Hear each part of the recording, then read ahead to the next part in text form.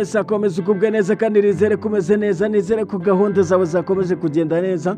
Abo mu mujyi wa Kigali nizere ko muri kuvibinga, abo mu majyaruguru namwe nizere ko ari uko ibintu ari uburyohe. Hanyuma tugaruke mu ntara zigiye zitandukanye n'iburasirazuba ndetse n'iburengera bwaryo, mu majyepfo namwe nizere ko muri kuvibinga, nizere ko ibintu byose byakomeje kugenda neza kabisa, nizere ko ari uburyohe. Hanyuma iyi ni Birashoboka TV Rwanda, nge nkaba ndi Eros, tubagezaho amakuru y'ibyamamare bigiye bitandukanye hano mu Rwanda ndetse no hanze yaho kabisa. Hanyuma nizere ko mwakomeje kugenda mu vibinga mu mujyi wa Kigali ndetse n'ahandi. Abafana ba APR nizere ko byakomeje kugenda neza, mu gihe abafana ba APR bifuzaga ko Rayon nayo iza kuba yatsinda igakomeza kabisa, bagahura ku mukino wa nyuma w'igikombe cy'amahoro. Nizere ko namwe bikomeje kugenda neza, Rayon nabo baje kuba babyitwaramo neza kabisa, iza gutsinda igitego kimwe, no mu gihe ikipe ya APR yari yatsinze Polisi igitego kimwe, ndetse Mukura yaje gukubitwa igitego kimwe na Rayon Sport. Nizere ko abariyo byari ibindi ndetse no ku ruhande rwa APR byari ibyo ngibyo kabisa. Nizere ko aho baherereye hose bakomeje kugubwa neza. Hanyuma twitege iki ku mukino wo ku cyumweru tariki 9 z'ukwezi kwa gatanu uyu mwaka turimo. Nejo bundi nta minsi iracamo ngo byongere bihure hagati ya APR FC ndetse na Rayon Sport. Niyihe izatwara igikombe cy'amahoro, mu gihe no muri shampiyona naho aya makipe ategereje kureba ngo niyihe izatwara igikombe, cyane ko bagenda barushanwa inota rimwe. Hanyuma tugiye kugaruka ku nkuru igiye ku nkuru zigiye zitandukanye, gusa uyu munsi turaza kwibanda kuri Miss Mutesi Jolly. Uyu ni Miss wabaye Miss mu mwaka w'ibihumbi 2016, gusa ni umukobwa wagiye ugaragara mu bikorwa bigiye bitandukanye cyane cyane biteza igihugu imbere, gusa akagarukwaho cyane no muri showbiz, akagarukwaho avugwaho inkuru zigiye zitandukanye cyane cyane mu rukundo, nibyo yagiye agarukwaho, business ndetse n'ibindi bigiye bitandukanye. Miss Mutesi Jolly uyu munsi wa none arifuza kuba yabyara umwana w'umukobwa. Miss Mutesi Jolly niwe tugiye kugenda tugarukaho. Kanda subscribe mu gihe utarayikanda, wibuke no gukanda ku nzogera nyabona kugira ngo gahunda zacu zigende zikugeraho update z'amakuru y'ibyamamare ahita kugeraho buri uko tugiye tuyashyiraho kuri Birashoboka TV Rwanda. Ndaje mu kanya nkubwira ukuntu Miss Mutesi Jolly yabivuzemo cyangwa se uburyo bihagaze.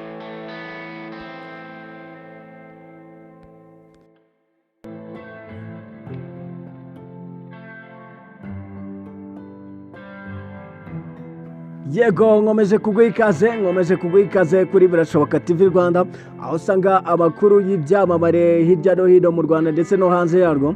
Ni ahantu usanga amakuru y'ibyamamare muri sinema nyarwanda, niwareba muri muzika nyarwanda naho tuba tuhakubereye tukugezaho amakuru y'ibyamamare bigiye bitandukanye. Hanyuma tukagenda tukakugerera ku badanseri ndetse n'aba DJs bagiye batandukanye, tukagenda tukuhereza amakuru yabo, cyane cyane ko namwe uko mugenda mutwereka ko mwakunze umuntu, ariko tugenda tugushakira amakuru ye ndetse n'uko bihagaze, mukatubwira n'ahandi twabashakira amakuru, naho umuntu mukeneye ko twababwira amakuru ye. Niba ukeneye no kugira ngo tukugezeho amateka ye, turabikora kabisa. Mu gihe wabisabye duhita tubikugezaho. N'ubundi nimwe muduha content kabisa, nimwe muduha content. Mukomeze muduhe content, mukanda subscribe ndetse mwibuka no gukanda ku nzogera, sharinga n'inshuti zawe, ndetse wibuke kuduha comment kugira ngo content ziboneke, ndetse tuguhereze content nyine ijyanye nuko nawe wifuje kabisa, nuko wifuje ko ukeneye amakuru y'umuntu runaka.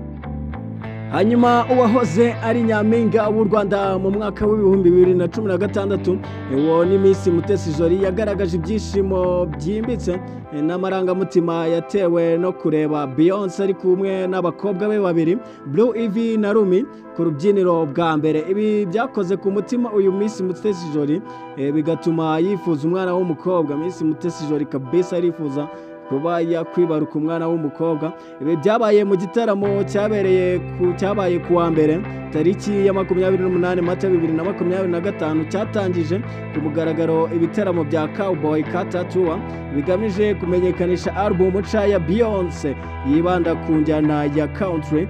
Iki gitaramo cyabereye muri Sophie Stadium i Los Angeles.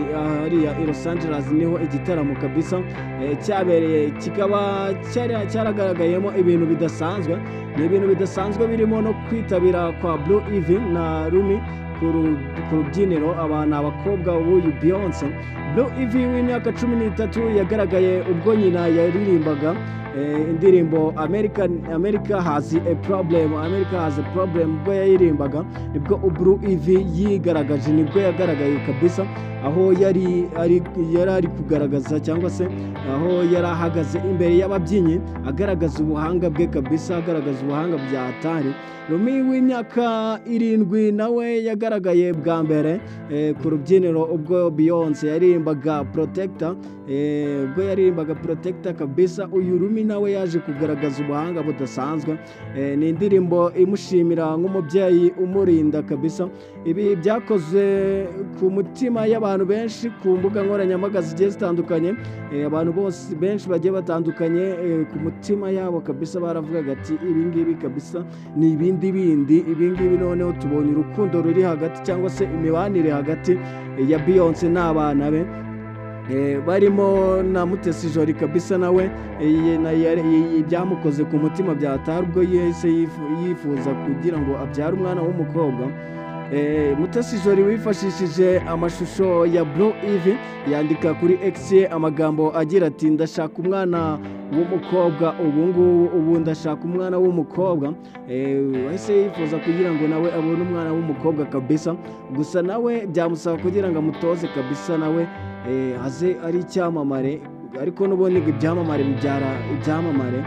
Ibi bintu biteye ubwuzu kubireba, niko we yabigarukagaho, yavugaga ko ibi bintu biteye ubwuzu kubireba, niko yari yanditse ku rubuga rwe rwa X kabisa. Jolly ntiyigeze abura kugaragaza uburyo yakunze imibanire ya Beyonce n'abana be, ibintu byo nakubwiraga ko nawe byamusaba kugira ngo hagati ye n'abana be ashiremo ikintu bita urukundo, bituma ko nawe biba bagenda bamushyigikira mu byo akora byose, ndetse bagenda bamufasha kugira ngo gahunda ze zigende neza, nk'uko Beyonce aba bana be uyu munsi umuziki we bari kugenda bamufasha kabisa. Ndetse nawe yagiye agaragaza uruhare, Mutesi Jolly nawe